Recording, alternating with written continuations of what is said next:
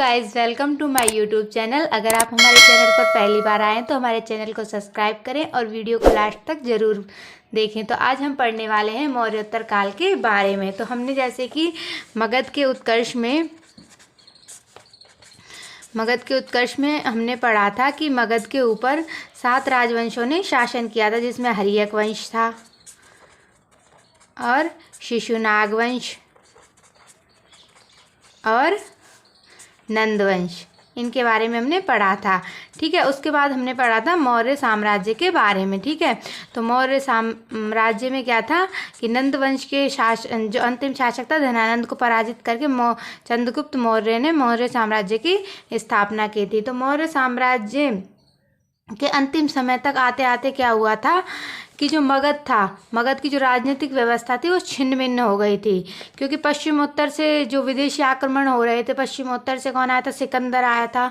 फिर उसके बाद और विदेशी शक्ति आई जिन्होंने पश्चिमोत्तर पर आक्रमण कर दिया। तो मौर्य साम्राज्य के बाद अंतिम समय में क्या हुआ कि मगध की जो राजनीतिक व्यवस्था थी वो अस्त व्यस्त हो गई। तो जो पश्चिमोत्तर भारत में क्या था, विदेशी शक्तियाँ आ गई थी पश्चिमोत्तर भारत में। तो पश्चिमोत्तर भारत में जो विदेशी शक्ति आई थी उनमें कौन कौन से वंश आए थे? इंडो-ग्रीक और शक वंश के शासक आए थे, और पल्लव और कुषाण। ये तो कहाँ थे? पश्चिमोत्तर में इन्होंने अपने राज्यों की स्थापना कर ली थी। और दक्षिण भाग में भी क्या हुआ था कि दक्षिण भारत में भी क्या हुआ था, जो देसी शक्तियाँ थी उन्होंने भी अपने राज्यों को स्वतंत्र कर लिया था। तो कौन कौन से शासक थे? शुंग वंश का शासन हुआ, शुंग, कर्ण वंश और सातवाहन वंश। ये कहाँ आए? ये दक्षिण भारत की तरफ थे। ठीक है, तो आज हम इनके बारे में ही पढ़ेंगे। दक्षिण भारत में जो ये राजवंश थे, शुंग, कर्णव और सातवाहन, इनके बारे में हम पढ़ते हैं। ठीक है, और अगली वीडियो में हम इनके बारे में पढ़ेंगे। ठीक है, तो हम पढ़ते हैं मौर्योत्तर काल के बारे में। तो जैसे कि हमने अभी बताया, मौर्य साम्राज्य का अंत होने के बाद मगध की राजनीतिक एकता छिन्न भिन्न हो गई थी। ठीक है, विदेशी आक्रमणकारियों ने आक्रमण करके अलग अलग राज्यों की स्थापना कर ली थी। पश्चिमोत्तर भारत में विदेशी आक्रमणकारी आए थे, विदेशी आक्रमणकारियों ने क्या कर लिया था, वहाँ पर भी अलग अलग राज्यों की स्थापना कर ली थी। और कई सामंतों में दक्षिण भारत में भी क्या हुआ था, स्वतंत्र राज्यों की घोषणा कर दी थी। तो उन्होंने भी क्या किया था, दक्षिण भारत के अंदर स्वतंत्र राज्य स्थापित कर लिए थे। ठीक है, अब ऐसे फिर क्या हुआ, मगध जो साम्राज्य है उस पर 2 शक्तियों ने शासन कर लिया, विदेशी शक्तियाँ और देशी शक्तियाँ। ठीक है, तो विदेशी शक्तियों के जो राजवंश थे वो कौन कौन से थे? इंडो-ग्रीक, शक वंश और पल्लव वंश और कुषाण वंश। ठीक है, और देशी शक्तियों में कौन कौन से शासक थे? कौन कौन से राजवंश थे? शुंग वंश, कर्ण वंश और सातवाहन वंश। आज हम इनके बारे में पढ़ेंगे। ठीक है, तो शुंग वंश के संस्थापक कौन थे? पुष्यमित्र शुंग थे। ठीक है, जिन्होंने क्या किया था कि मौर्य वंश के जो अंतिम शासक थे बृहद्रथ, इनकी हत्या करके ये पुष्यमित्र शुंग वंश के संस्थापक बने थे। ठीक है, इन्होंने अपनी राजधानी किसको बनाया था? विदिशा को इन्होंने अपनी राजधानी बनाया था। ठीक है, और ये प्रथम ब्राह्मण राजवंश था जो मगध पर शासन करने वाला। ठीक है, इसे बौद्ध ग्रंथों में बौद्धोही कहा जाता था। पुष्यमित्र शुंग को बौद्ध ग्रंथों में क्या कहा गया? बौद्धोही इसलिए कहा गया क्योंकि इसने क्या किया था कि बौद्ध धर्म के जो स्तूप होते हैं, बौद्ध स्तूपों को नष्ट करवा दिया था। कई सारे बौद्ध स्तूपों को इसने नष्ट करवा दिया था। और इसने क्या करवाए थे? 2 अश्वमेध यज्ञ करवाए थे। उस समय उनका पुरोहित कौन था? पतंजलि था, जिनके बारे में तो आपने काफ़ी सुना ही होगा। ठीक है, तो और इन्होंने फिर उसके बाद क्या हुआ, इनका अंतिम समय आने तक इन्होंने क्या किया, इनका मन बदल गया और फिर इन्होंने स्तूपों को ख़त्म करवाने की जगह उनका क्या करवाने लगे? पुनर्निर्माण करवाने लगे। स्तूपों को नष्ट करवाने की जगह ये क्या करवाने लगे? उनको पुनर्निर्माण करवाने लगे। तो इन्होंने कौन से स्तूप का पुनर्निर्माण करवाया? इन्होंने भरहूत स्तूप का पुनर्निर्माण करवाया, जो पहले किसका बना हुआ था? लकड़ी का बना हुआ था। बाद में इन्होंने उसे किसका बनवाया? पत्थर का बनवाया था। ठीक है, और जो इन्होंने नष्ट किया था वो कौन सा स्तूप था? सांची का स्तूप, जो कहाँ पर? मध्य प्रदेश में है। और मध्य प्रदेश के रायसेन जिला में है। ठीक है, जिसका निर्माण किसने करवाया था? अशोक ने करवाया था। इसको नष्ट किसने किया था? पुष्यमित्र शुंग ने किया था। फिर इसका जो पुनर्निर्माण किसने करवाया था? इसका पुनर्निर्माण पुष्यमित्र शुंग के उत्तराधिकारी अग्निमित्र ने करवाया था। और जो अग्निमित्र था और जो माल देश की राजधानी थी मालविका, इसकी जो लव स्टोरी की जो बुक है वो कौन सी है? मालविका अग्निमित्रम, जो किसके द्वारा रचित है? कालिदास के द्वारा रचित है। इस बुक के अंदर इन दोनों के प्रेम प्रसंग की व्याख्या की गई है। ठीक है, तो पुष्यमित्र सिंह के शासनकाल में क्या हुआ था? इंडो ग्रीक शासक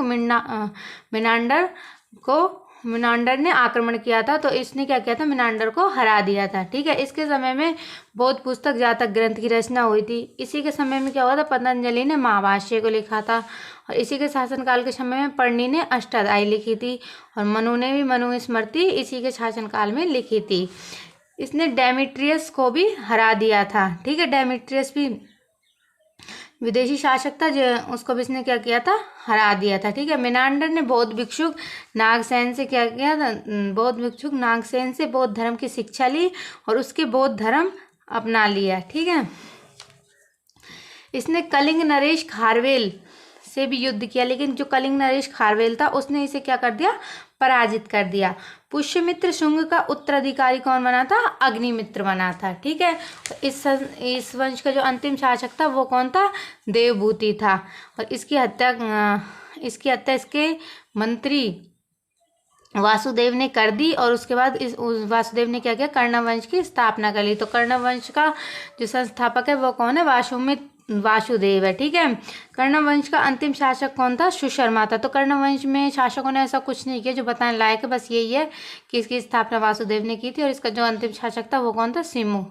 वो कौन था? सुशर्मा था। और इसकी हत्या किसने कर दी थी? सिमुक ने कर दी थी। और सिमुक ने फिर क्या किया था? सातवाहन वंश का स्थापना की थी। ठीक है, सातवाहन वंश, जिसे आंध्र सातवाहन वंश भी कहा जाता है। इसे आंध्र सातवाहन वंश इसलिए कहा जाता है क्योंकि ये पहले महाराष्ट्र में थे, लेकिन शक शासकों ने क्या किया था? इनको महाराष्ट्र में रहना इनका दुर्लभ कर दिया था। तो फिर ये कहाँ चले गए थे? आंध्र प्रदेश में चले गए थे। इसलिए इस वंश को क्या कहते हैं? आंध्र सातवाहन वंश कहते हैं। ठीक है, आंध्र जो शब्द है इसका उल्लेख हमें कहाँ मिलता है? पुराणों में मिलता है। और सातवाहन शब्द का उल्लेख हमें कहाँ मिलता है? अभिलेखों में मिलता है।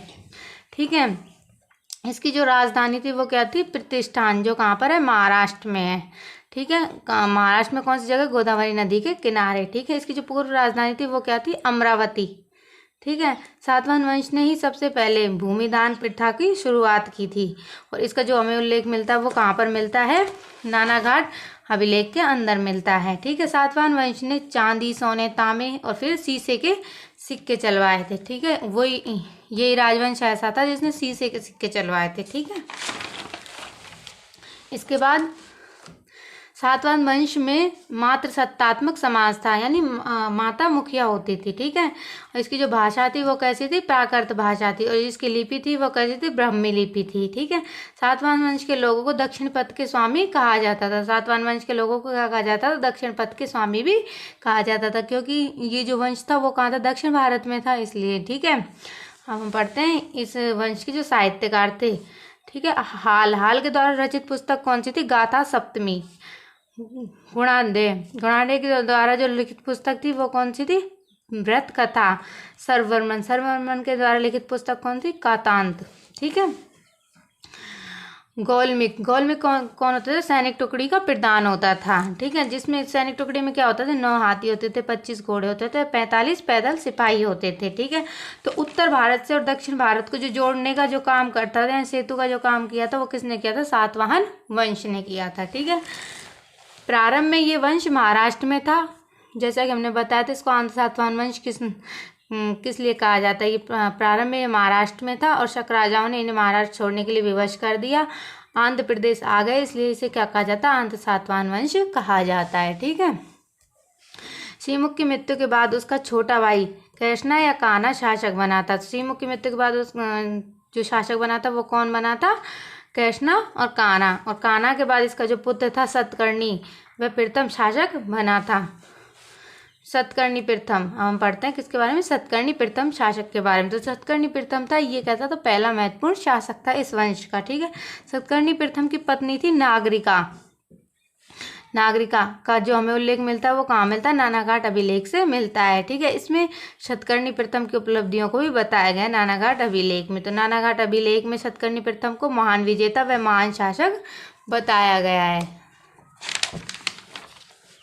ठीक है। अब हम पढ़ते हैं गौतमीपुत्र सतकर्णी के बारे में। जो गौतमीपुत्र सतकर्णी है, नासिक के शक शासक नाहपान ने आक्रमण कर दिया था, तो किंतु गौतमीपुत्र सतकर्णी ने उसे हरा दिया था। तो इन दोनों शक शासक नाहपान और गौतमीपुत्र सतकर्णी के बीच जब युद्ध हुआ था तो गौतमीपुत्र सतकर्णी उसमें विजयी हुआ था। नासिक के कौन से स्थान, जोगल थम्बी स्थान से चांदी के लगभग 8,000 सिक्के प्राप्त हुए हैं, जिसमें एक तरफ तो नाहपान की तस्वीर और दूसरी तरफ किसके, गौतमीपुत्र सतकर्णी का नाम मिलता है, ठीक है।